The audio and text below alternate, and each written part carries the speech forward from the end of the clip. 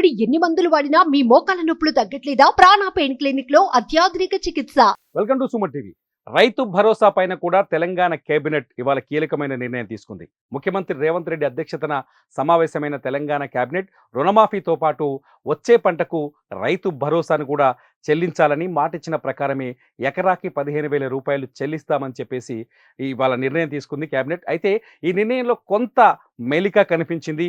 రైతు భరోసా పైన రైతు రుణమాఫీని నేరుగా రుణమాఫీ 2 లక్షల వరకు చేస్తామని కేబినెట్ ఆమోదించింది. కానీ రైతు భరోసా పైన మాత్రం కేబినెట్ మంత్రివర్గ ఉపసంఘాన్ని ఏర్పాటు చేసింది. ఈ మంత్రివర్గ ఉపసంఘంలో ఆర్థిక శాఖ మంత్రి, డిప్యూటీ సీఎం భట్టి విక్రమార్క ఈ ఉపసంఘానికి అధ్యక్షుడిగా పనిచేస్తారు. ఇకపోతే కేబినెట్లోని శ్రీధర్ బాబు, అలాగే రెవెన్యూ శాఖ మంత్రి పొంగులేటి శ్రీనివాసరెడ్డి, అలాగే వ్యవసాయ శాఖ మంత్రి తుమ్మల నాగేశ్వరరావు ఈ ఉపసంఘంలో సభ్యులుగా ఉంటారు.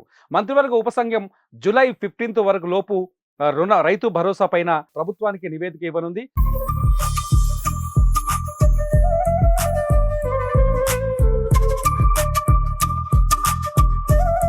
ఈ రైతు భరోసాని ఏ విధంగా చేయాలి, ఏ రైతులకి రైతు భరోసా అందించాలి, ఏ రైతులకి రైతు భరోసా అందించాల్సిన అవసరం లేదు అనే విషయాలపైన ఉపసంఘం సుదీర్ఘంగా చర్చిస్తుంది. అంతేకాదు వివిధ వర్గాలు, నాయకులు, రైతు సంఘాలు, అలాగే అనేక మంది మేధావులతో ఈ మంత్రివర్గ ఉపసంఘం భేటీ అవుతుంది. వాళ్ళ అభిప్రాయాలను తీసుకుంటుంది.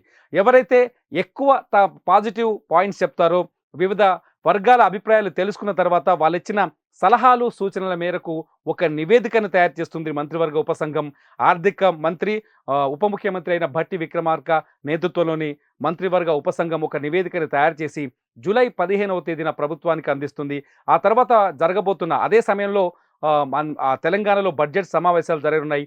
ఈ బడ్జెట్ సమావేశాల్లోనే మంత్రివర్గ ఉపసంఘం అందించిన నివేదిక పైన చర్చ జరిగే అవకాశం ఉంది. ఆ చర్చ తర్వాత ప్రభుత్వం రైతు భరోసా పైన నిర్ణయాన్ని ప్రకటించే వీలుంది. ఈ విషయాన్ని అన్నిటినీ స్పష్టంగా ముఖ్యమంత్రి రేవంత్ రెడ్డి ఇవాళ కేబినెట్ భేటీ సమావేశం తర్వాత చాలా స్పష్టంగా ప్రకటించారు.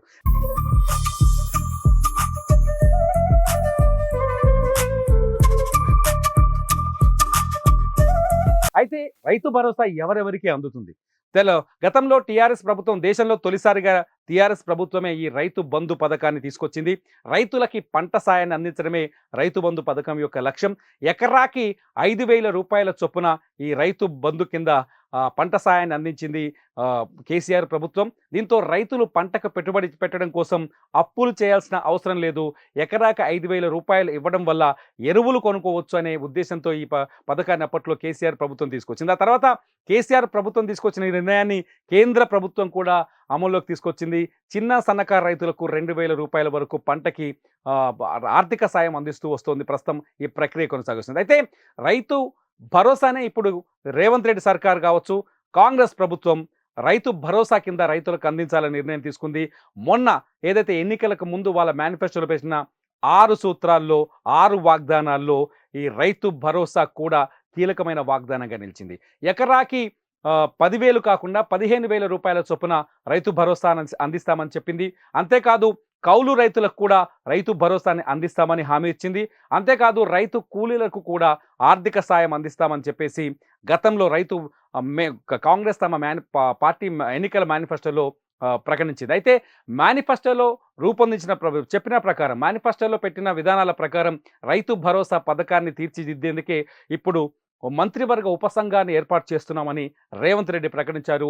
ఈ మంత్రివర్గ ఉపసంఘం రైతు భరోసా ఏ రైతులకు అందించాలి అంటే, రైతుల్లో ఎక్కువ భూమి ఉంది అంటే ఎకరాల కొద్ది భూములు ఉన్న వాళ్ళకి, హైదరాబాద్లో ఉంటూ ఊళ్ళలో 100 ఎకరాల వ్యవసాయం చేస్తున్న వారికి, లేకపోతే ఇన్కమ్ ట్యాక్స్ కడుతున్న వాళ్ళకి, లేకపోతే అంటే చిన్న సన్నకారు రైతులకే కాకుండా పెద్ద రైతులకు కూడా ఇప్పటివరకు రైతు భరోసా అందింది. అదే పద్ధతిలో మళ్ళీ రైతు భరోసా అందించాలా, లేకపోతే ఏదైనా కట్ ఆఫ్ పెట్టాలా, 5 ఎకరాలు 6 ఎకరాల వరకే అందించాలా, లేకపోతే 10 ఎకరాలు 15 ఎకరాల వరకే రైతు భరోసా ఇవ్వాలా? గత ప్రభుత్వంలో చాలా స్పష్టంగా రైతు బంధు విషయంలో కొండ గుట్టలైనా సరే, మెట్ట భూమి అయినా సరే, ఎటువంటి భూములున్నా ఎకరాన్ని లెక్కగట్టి ఆ రైతుకి బ్యాంక్ అకౌంట్లో రైతు బంధుని వేసేవారు. 20 ఎకరాలు ఉంటే అందులో సాగు చేసేది కేవలం 5 ఎకరాలైనా సాగు చేయని మిగతా 15 ఎకరాలకు కూడా రైతు బంధు అందజేశారు. అయితే కాంగ్రెస్ ప్రభుత్వం ఇవ్వబోతున్న రైతు భరోసా కూడా అదే విధంగా ఉంటుందా, అలాగే ఇవ్వాలా లేదా అన్నది ఇప్పుడు మంత్రివర్గ ఉపసంఘం తేల్చబోతుంది.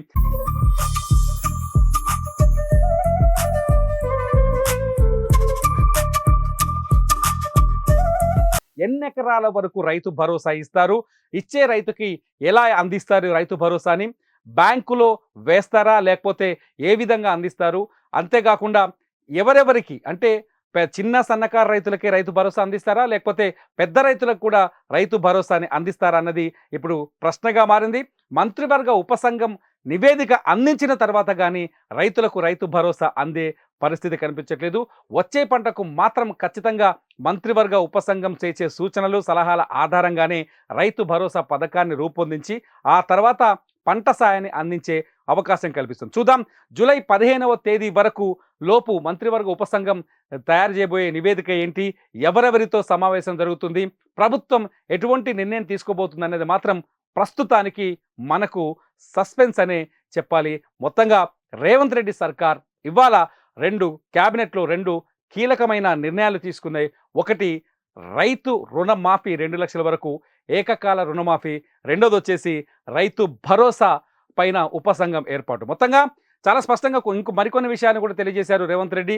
ఇక్కడ నుంచి ప్రభుత్వం తరఫున మాట్లాడడానికి కేవలం 2 మంత్రులనే నియమిస్తున్నామని, ఆ 2 మంత్రులు ప్రకటించిందే ప్రభుత్వ పరిపాలన విషయాలు ప్రకటించినవే ఫైనల్ అని, మీడియాలో వచ్చే అనేక మంత్రులు కానీ వారి వారి శాఖల విషయంలో కానీ వాళ్ళు చేసే ప్రకటనల పట్ల కొంత కన్ఫ్యూజన్ నడుస్తుందని మీడియాలో, దీనికోసం కేవలం శ్రీధర్ బాబు అలాగే పొంగులేటి శ్రీనివాసరెడ్డి ఇద్దరు చెప్పిందే అధికారిక ప్రకటన అవుతుందని, మిగతా మంత్రులు ఎవరైనా ఉంటే వాళ్ళ శాఖలకు సంబంధించిన విషయాలు ప్రకటిస్తే దాన్ని అధికారికంగా ధృవీకరించవచ్చని కొత్తగా మీడియా సమాచారం విషయంలో కూడా ఒక నిర్ణయం తీసుకున్నారు. చూద్దాం మొత్తంగా రేవంత్ రెడ్డి సర్కార్ మాత్రం ఇవాళ కీలకమైన 3 నిర్ణయాలు తీసుకుంది. ఒకటి రైతు రుణమాఫీ, రెండోది వచ్చేసి రైతు భరోసా, మూడోది వచ్చేసి మీడియాతో ఎలా వ్యవహరించాలన్నది. చూద్దాం జూలై 15వ తేదీన మంత్రివర్గ ఉపసంఘం ఎటువంటి నివేదిక ఇవ్వబోతుందో.